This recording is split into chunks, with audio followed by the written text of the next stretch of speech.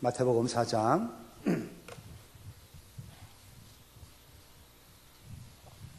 23절로 25절, 저와 여러분이 한 절씩 읽고요, 25절은 한 목소리를 읽겠습니다. 23절 말씀 제가 시작합니다. 예수께서 온 갈릴리에 두루 다니사 그들의 회당에서 가르치시며 천국 복음을 전파하시며 백성 중에 모든 병과 모든 약한 것을 고치시니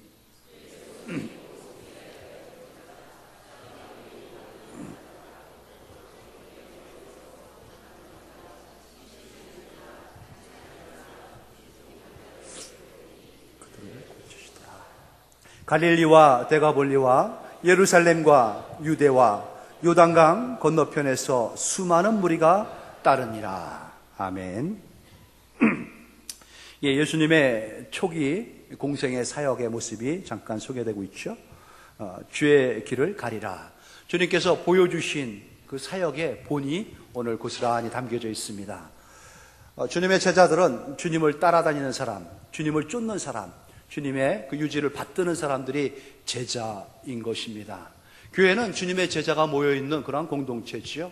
우리가 가야 할 길, 우리가 행해야 할 그 사명이, 사역이 무엇인지 오늘 분명히 붙잡는 그러한 시간이 되어야 할 것입니다. 교회를 흔히 진리의 등대라 하지 않습니까? 등대라는 것은 어두운 밤을 밝히는 그러한 불빛입니다.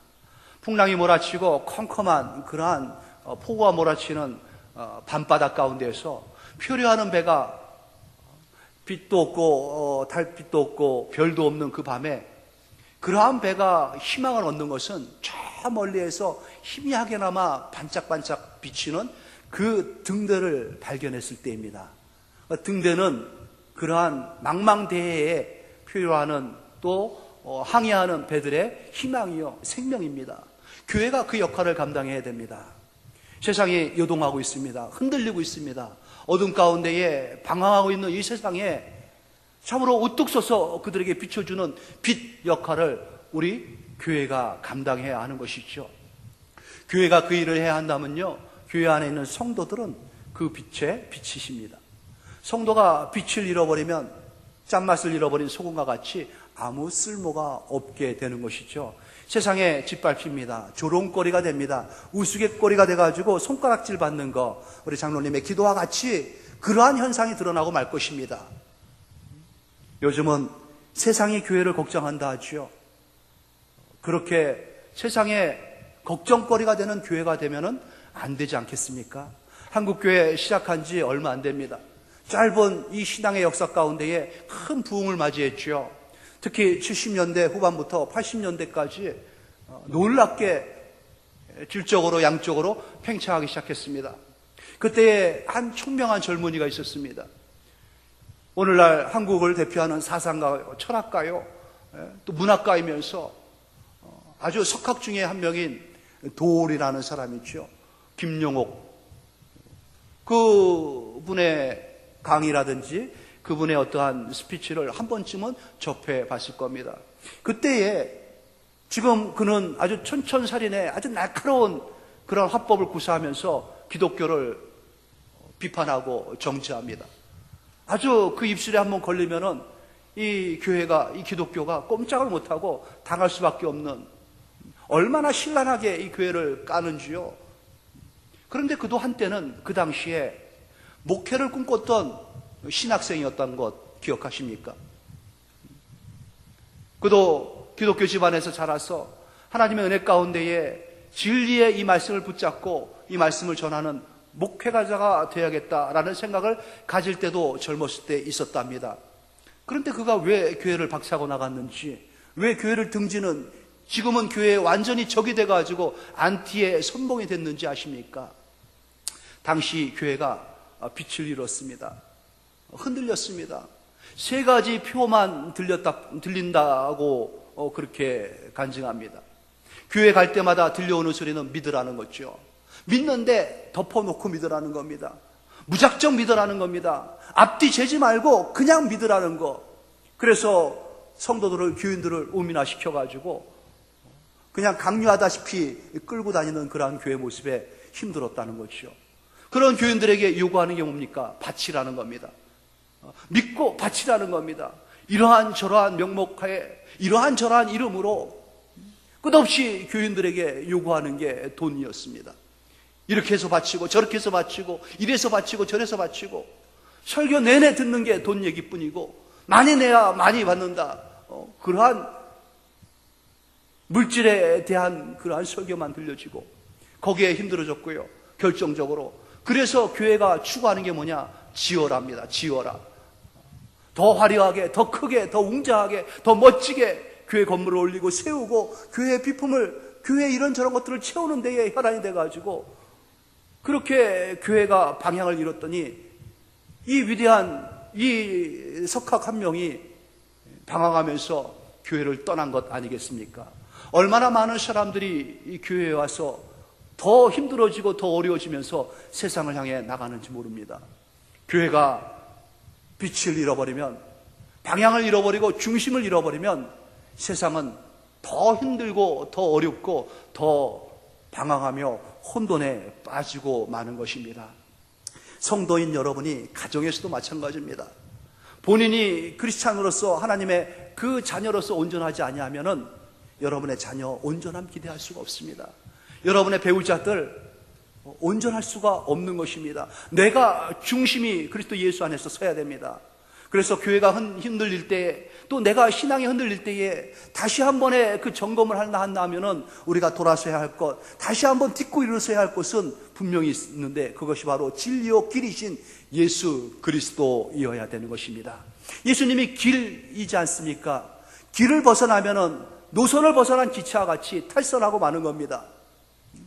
그냥 달려가는 기차가 선로를 벗어나면요, 조금만 벗어나도 전복이 되고 뒤집힙니다. 대형 참사가 이어지는 것 아니겠습니까? 가야 할 길이 있는 겁니다. 교회가 가야 할 길, 성도가 가야 할 길, 그거는 예수 그리스도이시죠. 주님 위에 서야 됩니다. 주님에게 뿌리를 박아야 됩니다. 그리고 주님을 향해서 주님만 쫓아 가야 하는 것이죠. 그것이 바로 교회의 길이고 우리가 가야 할 길인 것입니다. 우리는 이 길에 온전히 서 있는지, 또 이 길 위에서 잘 걷고 있는지 수시로 점검하고 체크해 볼 필요가 있습니다. 주님이 가신 길은 어떠한 길이었습니까? 묵묵히 골고다를 향해서 십자가를 지고 올라가신 그 길이었습니다. 희생의 길이었죠. 용서의 길이었고요. 사랑의 길이었습니다. 그렇게 골고다 그 정점에서 주님이 보여주신 건 뭡니까? 영광이고 부고 화려한 어떠한 권세 있는 자리였습니까? 그렇지 않았습니다. 골고다 위에서 마침내 주님은 고개를 떨구면서 피 한 방울, 물 한 방울 남기지 아니하고 그 온몸이 다 찢기고 상한 채로 죽으셨던 것입니다. 그분이 우리에게 요구하며 기대하는 길은 뭡니까? 이 길을 따르라는 거지요. 이 땅의 교회가, 이 땅의 성도들이 궁극적으로, 최종적으로 이 땅에서 누려야 할 것은 화려함이 아닙니다. 비참함입니다. 죽음이고요, 희생이고 양보고 용서인 것이죠. 성도의 몫은 죽음에 있습니다. 우리가 추구하고 우리가 따라야 할 것은 그 죽음의 십자가, 희생의 십자가, 고난의 십자가, 그 잔을 마시는 것이죠.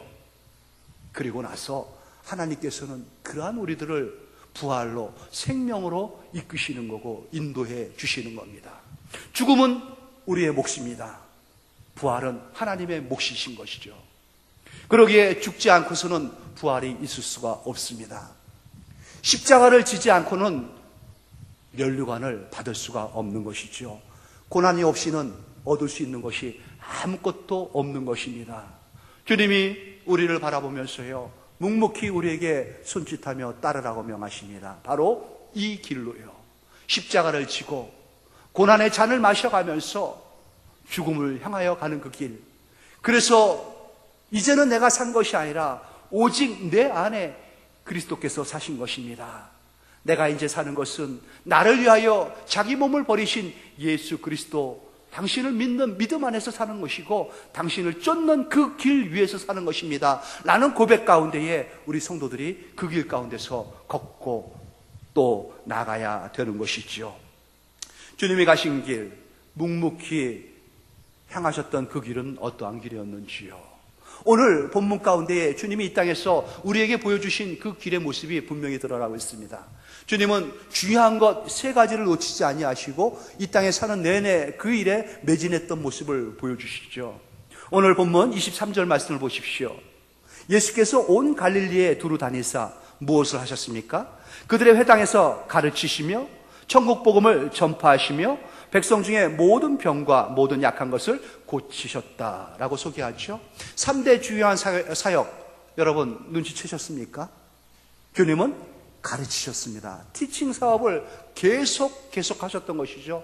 두 번째, 전파하셨습니다. 전도 사역을 하신 겁니다. 세 번째는 고치셨습니다. 그들을 회복시켜 주시고 소생시켜 주시고 다시 한번 일어설 수 있도록 그들을 고치셨던 것 기억하시기 바랍니다. 그리고 주님께서 우리에게 주신 사명, 우리에게 위임하신 사명은 무엇인지 압니까, 여러분? 바로 이 3대 사역을 붙잡는 겁니다. 교회가 끝까지 붙잡고 나가야 할 것, 교회가 존재하는 한 영원토록 해야 할 것은 바로 이 세 가지 사역입니다. 가르치고 전파하고 고치는 것, 이것이 우리 교회, 또 우리 교회 안에 있는 성도들이 지향하고 추구해야 할 거룩한 사명인 것 기억하시기 바랍니다.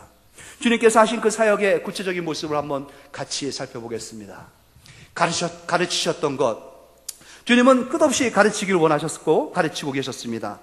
그러기에 이 교육이라는 것은 교회의 사명인 것이고요, 교인들의 의무입니다.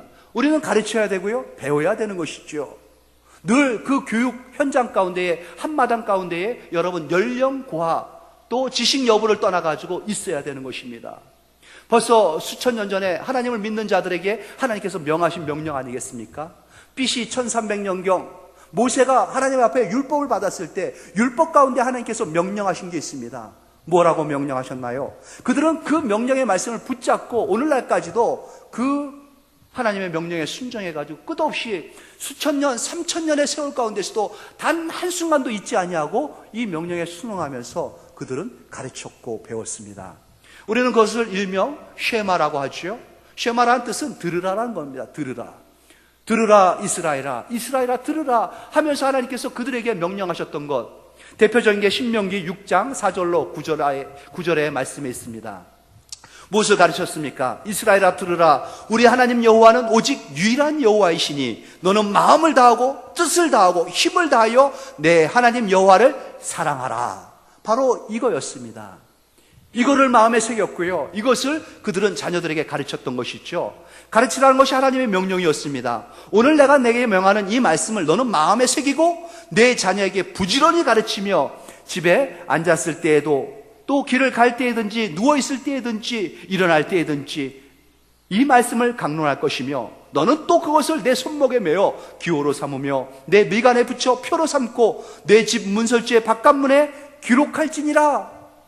그렇게 소중하게 생각하면서 쥐고 있으라는 겁니다. 앉으나 일어서나 누우나 깨나 항상 가르치라는 거죠.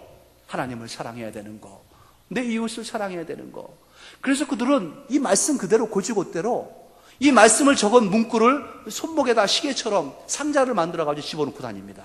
이마에다가 미간에다 상자를 붙여가지고 가죽끈으로 묶고 그러고 다닙니다. 우리가 잘 알고 있는 테플린이라는 것이죠. 그리고 유대인들의 집에 보면은요, 꼭 집 문설주에 이렇게 돌리는 메주사라는 게 있습니다. 거기에다 이 문구가 적혀져 있습니다. 그 안에 이 문구가 적은 말씀을 집어넣고 있죠. 항상 새깁니다. 고지고대로 새기면서 그들은 늘 자녀들에게 들으라 내 아들아 하면서 주 하나님을 사랑할 것을, 하나님의 명령에 순종하고 복종할 것을 가르쳤습니다. 쉐마, 들으라 이스라엘아. 우리 개신교의 역사도 마찬가지죠. 이러한 전통을 이어받은 개신교가 암흑에서 이러한 가르침이 중단되었을 때 깨치고 일어난 그들은 이 후손들에게, 우리 후배들에게, 자녀들에게 이 말씀을 가르치기 위해서 애썼습니다. 대서양을 향해 가지고 신대의 종교의 자유를 찾아가지고 건너갔던 그들, 청교도로 우리가 부르는 그들이죠. 그들이 그곳에 도착해가지고 제일 먼저 한 것이 먹을 것 찾고 입을 것 찾은 것이 아니라 교회를 짓고 자녀들을 가르치는 학교를 짓고 교육을 시켰던 것이고 예배를 드렸던 것입니다. 그 전통을 또 우리의 선조들이 이었습니다. 우리 장로님 기도 가운데 말씀하셨죠. 일사후퇴 때 함흥에서 그들이 군함을 얻어 타가지고 교회가 전체 거제도로 내려갔습니다. 거제도에서 그들이 한 일이 뭔지 압니까, 여러분? 그 낯선 땅에서 그 추운 겨울에 제일 먼저 그 언동설 안에 그들은 진흙을 빚어가지고 교회를 짓고요, 학교를 줬고 자녀들에게 하나님의 말씀을 가르치기 위하여 밤낮 없이 애썼던 것이 기록되어 있고요, 간증하고 있는 우리의 할아버지들의 그 신앙의 고백 아니겠습니까? 그 전통을 이어받은 게 우리입니다. 그렇다면 우리 또한 가르쳐야 되죠. 이 세상은 흔들리고 혼란 가운데 빠져 있습니다. 특히 현대는 극도의 혼란 시도로 규정하고 있지 않습니까? 종잡을 수 없는 이상한 사상과 문화들이 들어와서 그들의 그 가치관을 인정받으려고 요구하고, 또 세상은 그러한 소수의 가치관에 수긍을 하면서 관용적으로 그들을 대해주기 시작합니다. 10여 년 전인가요? 어떠한 이상한 연예인 한 명이 커밍아웃을 선포했습니다.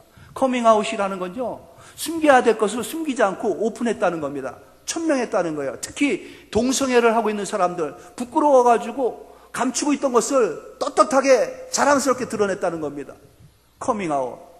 그때 사회가 발칵 뒤집혔습니다. 세상에 다른 나라에서만 들리던 그 소문이, 그러한 것들이 우리나라에도 연예인이 저러고 있구나. 그는 얼굴도 못 비쳤습니다. 그 이후로 발도 못 디뎠죠. 그런데 요즘 어떻습니까? 모든 방송에 나와가지고 자랑스럽게 무슨 대단한 일 한 거 뭐냐, 그 사람의 이야기를 듣고 있는 많은 국민들이 동정하고 동조하고, 또 호기심 가운데 그런 일을 답습하는 사람들도 우승추적으로 생기기 시작한 것이죠. 미국의 몇몇 주들이 동성애 결혼을 합법화시키고 있고요, 얼마 전에는 프랑스에서, 또 영국에서, 네덜란드, 덴마크 이런 데는 일찍이 동성애 결혼을 인정하고 있는 분위기입니다. 그들에게도 인격이 있다는 것이고요, 존중해야 된다는 것이죠. 왜 이러한 현상이 세계적으로 또 우리나라에 일어나고 있습니까? 진리를 놓쳤기 때문에 그렇습니다. 교회가 선포하지 않기 때문에 그렇습니다. 하나님의 말씀이 진리고, 이 진리의 말씀은 수천 년 전부터 우리에게 누차 말씀하시면서 경고하고 있건만, 교회가 제대로 그 역할을 못하고 있으니까 세상이 방황하고 흔들리는 것이죠. 주님께서 뭐라고 말씀하셨나요? 태초에 창조할 때 창세기 1장 27절에 보면은 하나님이 자기 형상, 곧 하나님의 형상대로 사람을 창조하시되 남자와 여자를 창조하셨다 말씀하십니다. 남자와 여자를 창조하셨고요, 또 2장 24절에 보면은 이러므로 남자가 부모를 떠나 그의 아내와 합하여 둘이 한 몸을 이룰지니라. 이 결혼의 정의를 내렸습니다. 하나님의 창조주의 그러한 원리요 원칙입니다. 남자와 여자, 이 이성이 만나가지고 둘이 한 몸 돼가지고 결혼을 해가지고 가정을 꾸미는 것. 남자와 남자가 결혼하겠답니다. 여자와 여자가 결혼하겠답니다. 있을 수가 있습니까? 하나님의 창조의 섭리를 거역하면서 하나님 앞에 반항하고 있는 그들의 모습을 우리는 묵인하고 있고요, 얼마나 힘들었을까 동정하고 있고요, 그들에게 귀를 기울이면서 그러면은 인정해줘야지 하면서 그렇게 사회가 분위기를 몰고 있습니다. 주님이 명령하신 게 있습니다. 레위기 20장 13절에 보십시오. 누구든지 여인과 동침하듯 남자와 동침하면 둘 다 가증한 일을 행함인즉 반드시 죽일지니 자기의 피가 자기에게로 돌아가리라. 3000년 전에 하나님께서 명기하신 말씀입니다. 어떻게 하나님의 창조의 섭리를 거역해가지고 남자가 남자하고 여자가 동침할 수 있느냐? 이 레위기 20장에는요 그런 것들에 대한 경고가 가득 차 있습니다. 근친상간에 대한 경고요, 반드시 죽일지래, 수간에 대한 경고요, 차마 입에 담을 수 없는 그러한 짓거리하는 하나님의 형상을 따라 지음받은 인간들이 그럴 수가 있습니까? 반드시 죽여라. 죽이라는 건 뭡니까? 두고 볼 수 없다는 것 아니겠습니까, 여러분? 이러한 분위기로 간다면은 머지않아 이제 교회도 동성애를 합법화시키고 인정해주는 분위기로 간다면요, 신랑 입장하고요, 또 재차 신랑 입장할 때가 얼마 남았지 않았다는 것이죠. 신부 입장하고 나서 또 신부 입장입니다. 신부는 신부를, 또 신부는 신부를 이게 말이 되겠습니까, 여러분?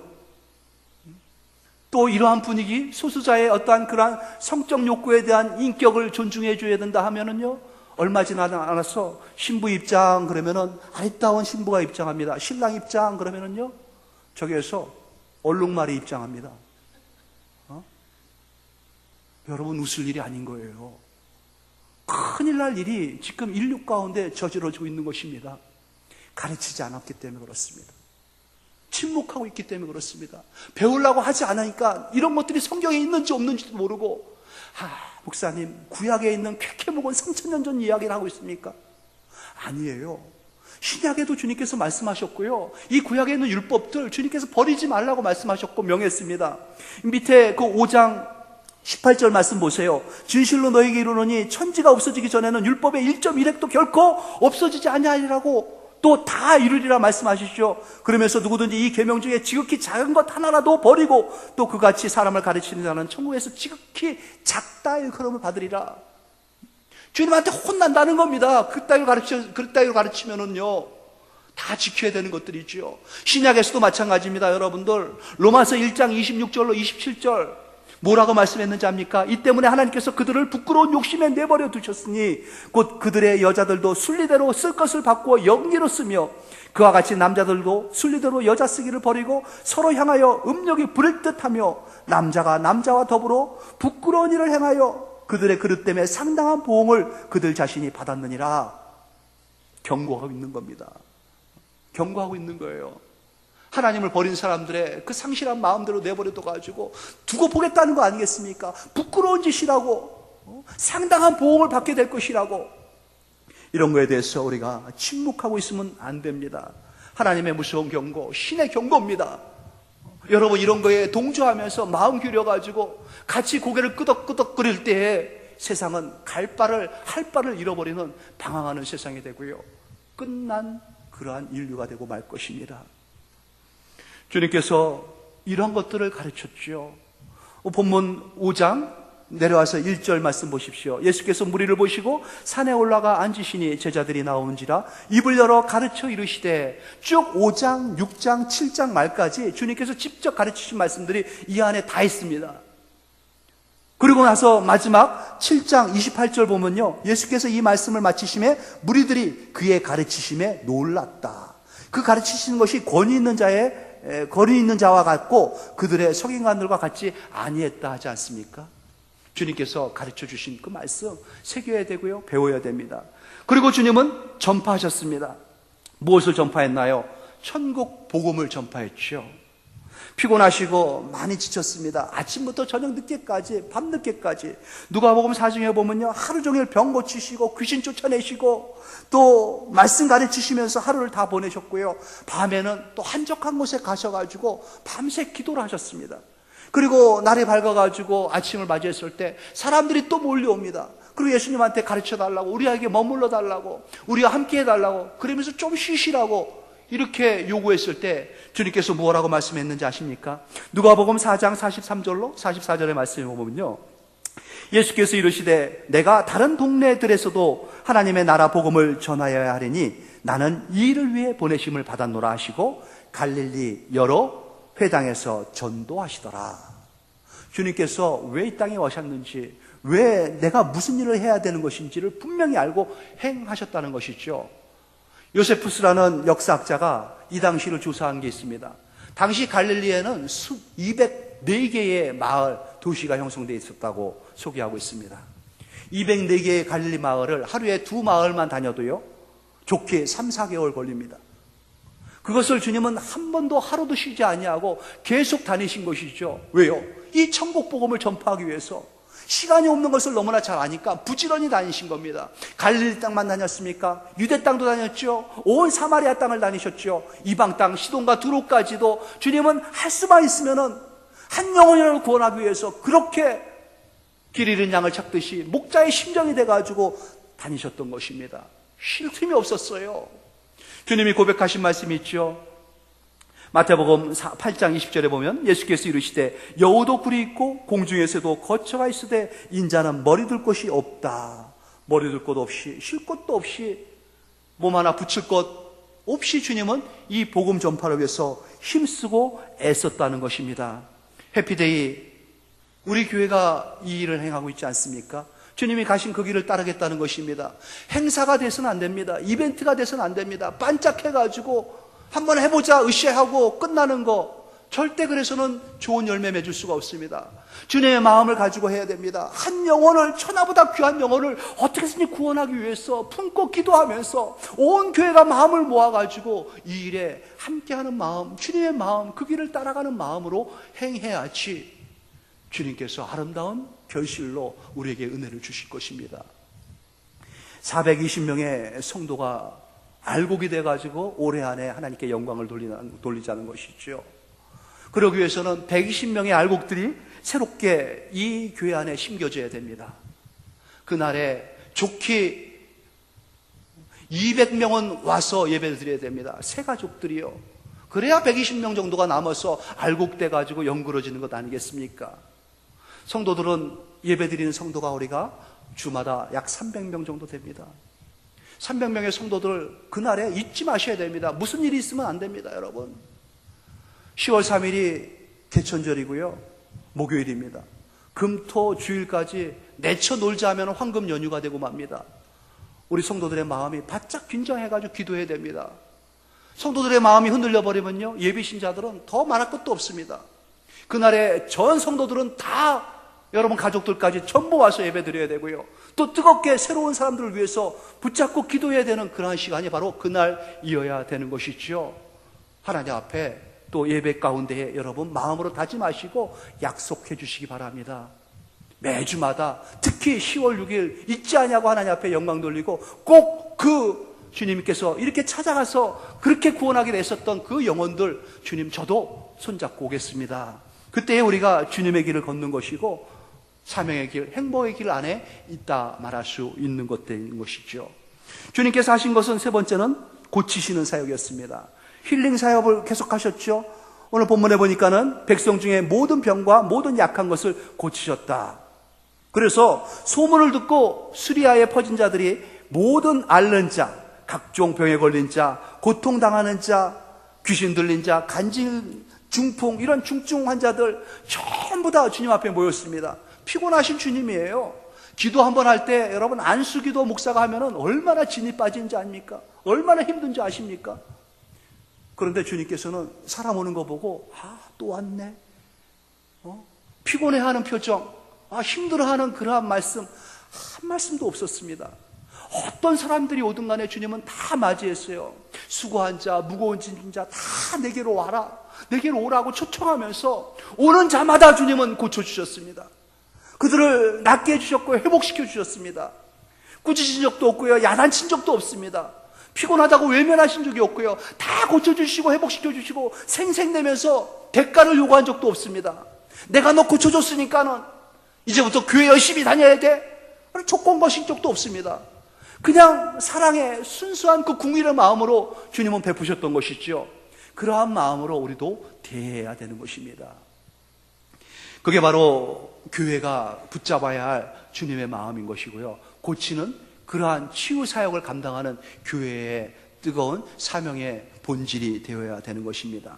궁일의 마음으로, 사랑의 마음으로 고쳐야 되는 것이죠. 2004년도에 미국에 있는 아주 유명한 의학 잡지에 이상한 논문이 한 편 실렸습니다.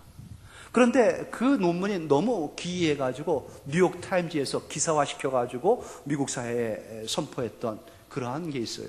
일전에 한번 소개시켜드렸는데 미국 콜롬비아 의대와 우리나라 차병원과 같이 연합해가지고 불임자들을 219명을 시험 대상으로 해가지고 했던 그런 게 있습니다. 논문 제목은요, 인공수정을 시킨 배아를 이식받은 불임녀들의 임신을 위한 중보기도의 영향력이라는 거였습니다. 배아를 수정해가지고 그 자궁에 이식을 시키는 거 아주 고도의 의술 아니겠습니까? 그런데 그렇게 해서 착상이 돼가지고 임신되는 거에 대한 중보기도의 영향력이 얼마나 큰지를 조사한 겁니다. 이거 조금 신비한 일을 하는 거 아니겠습니까? 과학적으로는 좀 맞지 않는 거. 그런데 이런 게 너무 현격한 결과가 나왔기 때문에 그냥 무시하고 넘어갈 수가 없어가지고 논문화 시켜가지고 통계 자료로 그렇게 학술지에 기재한 겁니다.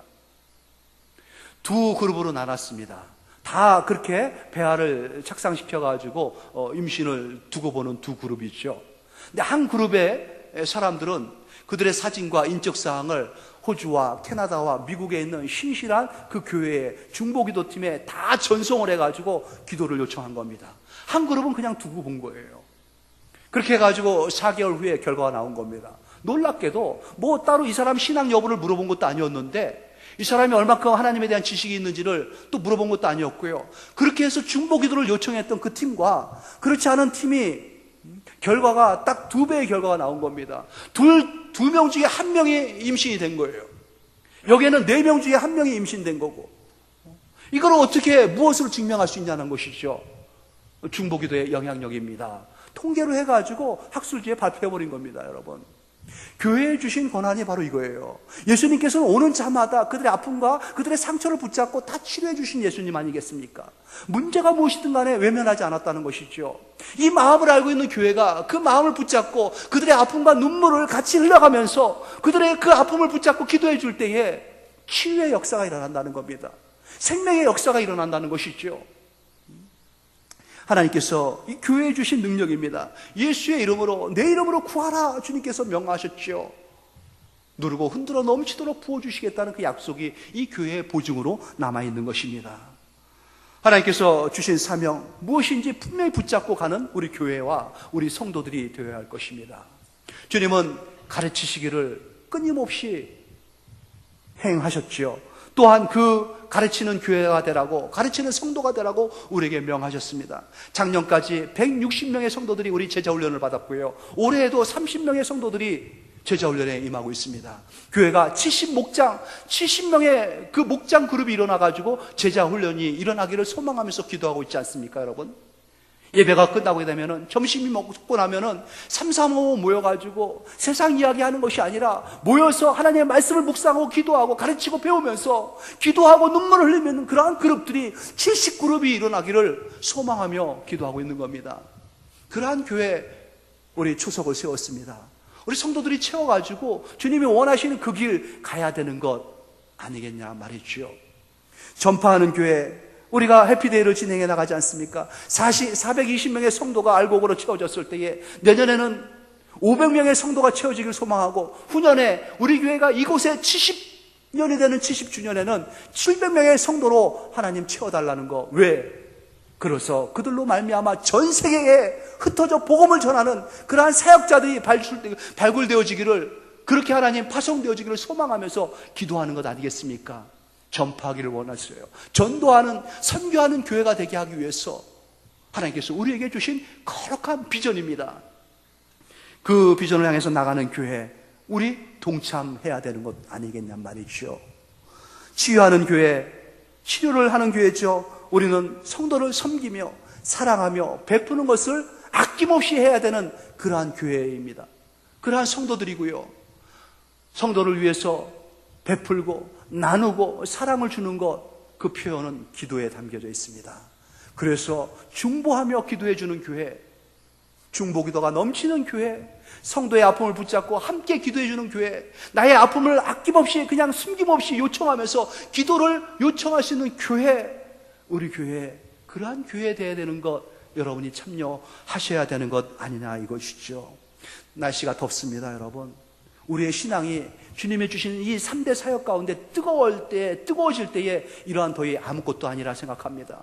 가을에 풍성한 열매, 결실로 하나님 앞에 영광 돌리시는 교회 되기 위해서 우리 붙잡고 나가야 할 그러한 사역이 바로 이러한 3대 사역인 것이죠. 더 이상 성도로서, 여러분, 교인으로서 방황하지 마십시오. 무엇을 어떻게 해야 할지 모르고 쭈삣거리지 마시기 바랍니다. 가르치고 전파하고 치유하는 것에 여러분 전력 투구하면서 매진하시기 바랍니다. 결단하십시오. 주님 가신 그 길 나도 따르겠습니다. 주님이 가신 그 길 이제 나도 가리라. 그러한 결단 가운데에 하나님께서는 그 걸음 가운데에 하나님의 능력을 담아 놓으시고요, 그 걸음 끝에 하나님의 영광을 드러내 보이게 하실 것입니다. 그러한 힘 있는 사역 가운데 하나님의 승리로 하나님께 영광 돌리는, 하나님의 영광을 크게 드러내는 저와 여러분 모든 성도가 되시기를 주님의 이름으로 축원합니다. 하나님 아버지 감사합니다. 교회가 붙잡아야 할 것, 교회가 가야 할 곳, 또 그러기에 성도이기에 하나님의 자녀이기에 행해야 할 것이 무엇인지 분명한 계시를 주심을 감사합니다. 가르치는 자, 배우는 자 되겠습니다. 하나님 선포하고 전파하고 주님의 그 아름다운 덕을 널리 알리는 그러한 전도자의 길 걷겠습니다. 그리고 위하여 기도해주는, 치유하고 베풀고 나누는 그러한 중보 기도자가 되겠습니다. 결단한 심령 위에 은혜를 더하시고 이 교회를 하나님의 은혜 가운데 풍성하게 하나님의 사역 가운데 세워 주시옵소서. 감사하며 예수님 이름으로 기도합니다. 아멘.